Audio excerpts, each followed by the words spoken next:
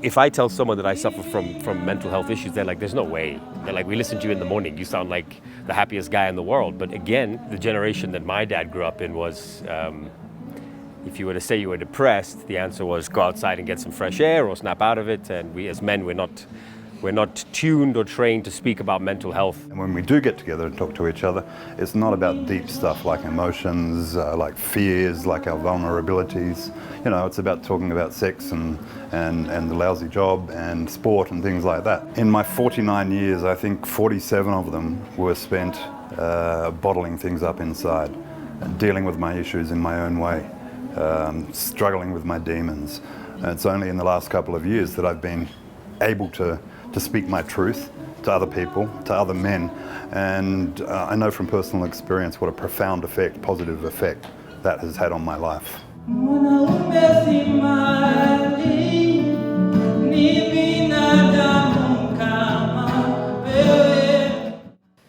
Eddy Kimani was born in 1970 on the 9th of May. Born and raised in Nakuru, started off a career in media in 1999. And my journey into public eye, into a media personality started off from that point. I worked for several media houses, including Nation TV, KBC, Supersport, thanks to Eddy Kimani, and Capital FM, which was my last mainstream involvement in media. In 2014, I got a call to try out a new opportunity, and that is to join public service. And having been in media for that long, having had so much success in being on TV, being on radio, being on stage, being in films, it felt as if it was a time for me to try something new, something challenging, and I took up a role in public service, and I went and joined the county government of Nakuru as their director for communication. Now my journey into this new world was strewn with very many things. And one of the things that I did not expect was to fail, was to become a loser. Because that time, so many things happened as I fit into this new space that I was not very familiar with, and it affected many aspects of my life, and more so as a man. I made very many wrong decisions with my life. I failed my marriage. I failed my children. I got into deep financial crisis, personal financial crisis,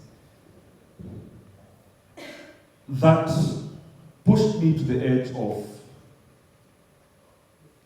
giving up. And through that very dark season, I got into depression. But as a man, what did I tell myself? What did you think I told myself?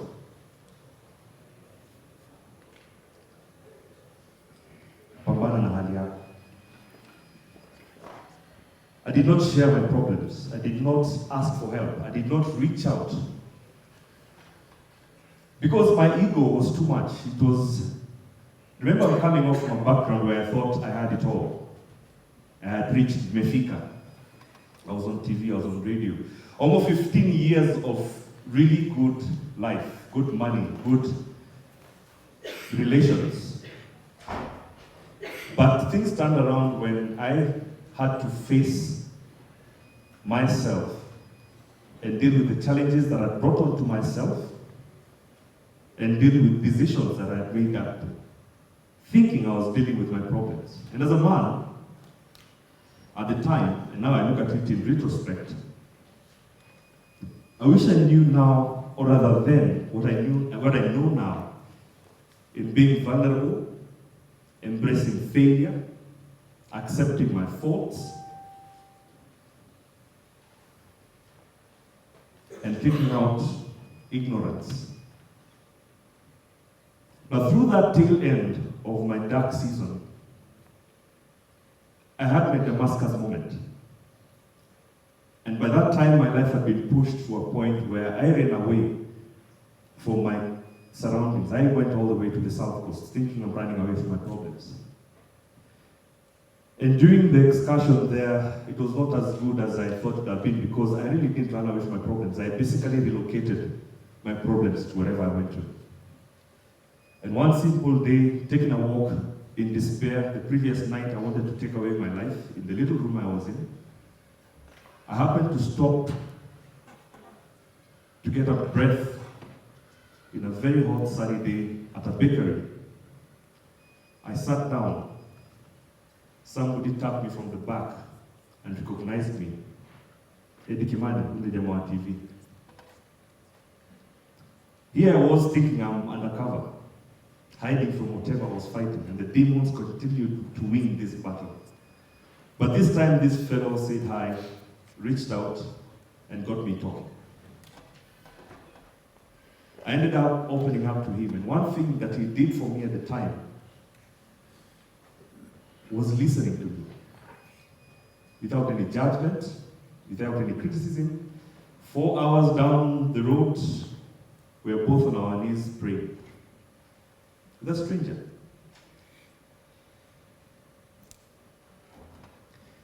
And from then on, I reached out for help, came back to Nairobi, reconciled with my wife, got my children back, and I had my family and my marriage back. But through that period, I went for therapy, and I was healing from depression. Now, the man you see standing in front of you right now is a brand new, rewired man.